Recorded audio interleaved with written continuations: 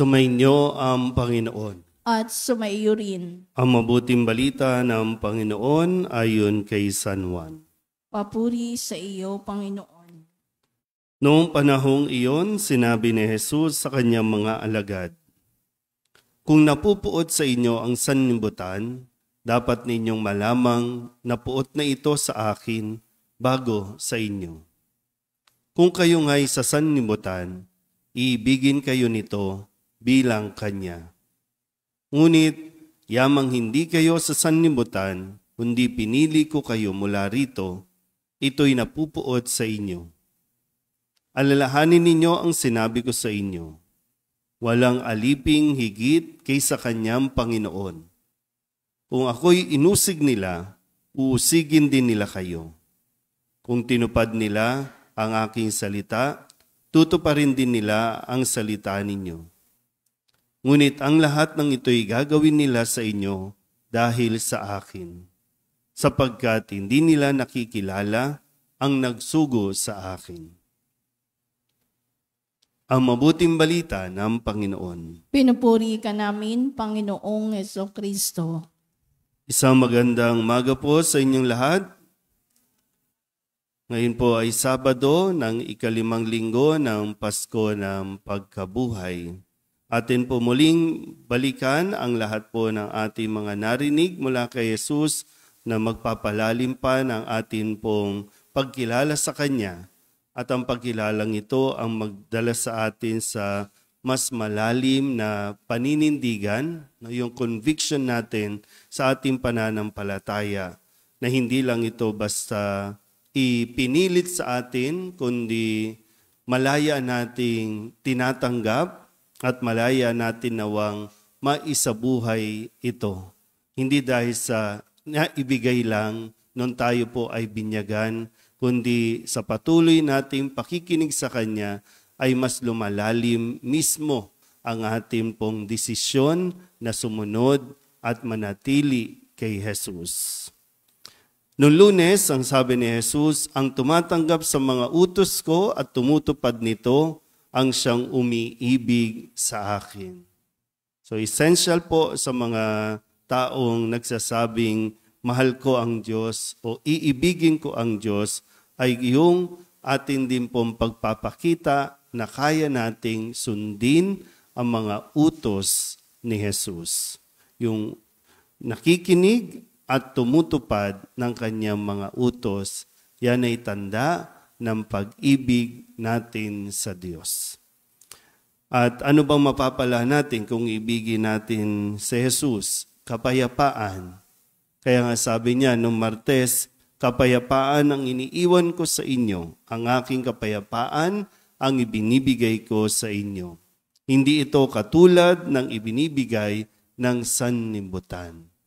So yung taong nagmamahal sa Diyos, yung taong nananatili sa Diyos, ay nagkakaroon ng kapayapaan.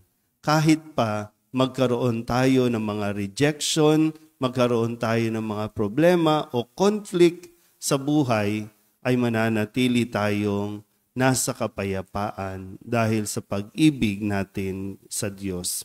Kaya nga sabi ni Jesus, siya mismo nakaranas nito. Nung Miyerkules, ang sabi niya, ang propeta'y iginagalang kahit saan, liban sa kanyang sariling bayan at sa kanyang sariling sambahayan.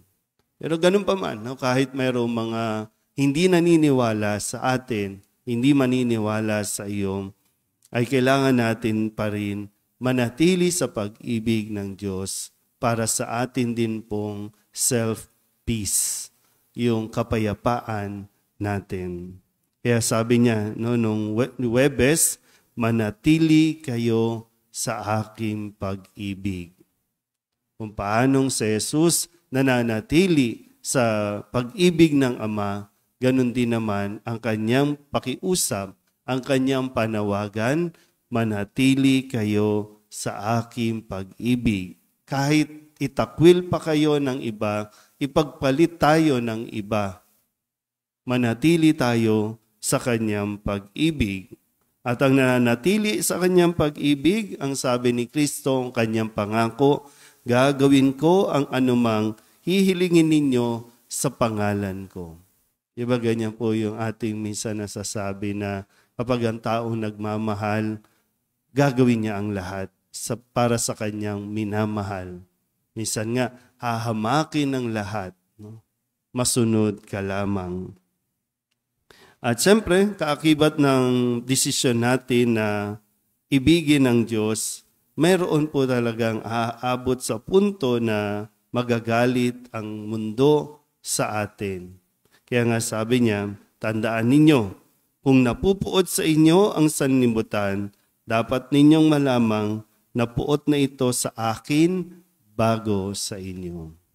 At muli, sinasabi niya, gagawin nila ito dahil sa akin. Yung pahihirapan tayo ng mundo dahil sa mga utos ni Jesus na sinisikap nating isabuhay. Kasama na po dyan yung kawalan ng pera, kasama na dyan yung pagkalugi sa negosyo, kasama na dyan yung pagkakaroon ng sakit.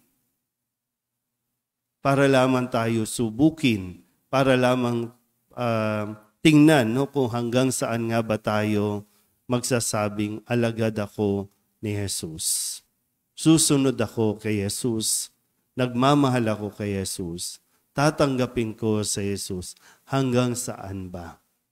Kung magalit na ba ang mga tao sa paligid mo, maaapektuhan ka na ba ang relasyon mo, ugnayan mo kay Kristo? So muli, ito ay paalala na paunang sinasabi na ni Jesus.